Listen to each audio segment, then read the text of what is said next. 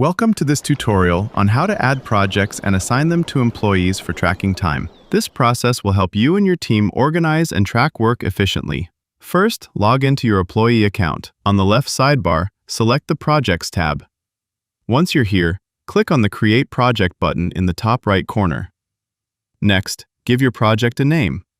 You can add other details such as a description, but these fields are optional. Click Save button once you're done. To enable team members to track time on this project, you'll need to assign them. Scroll down to the Add People and Permissions section and click the plus icon to add team members.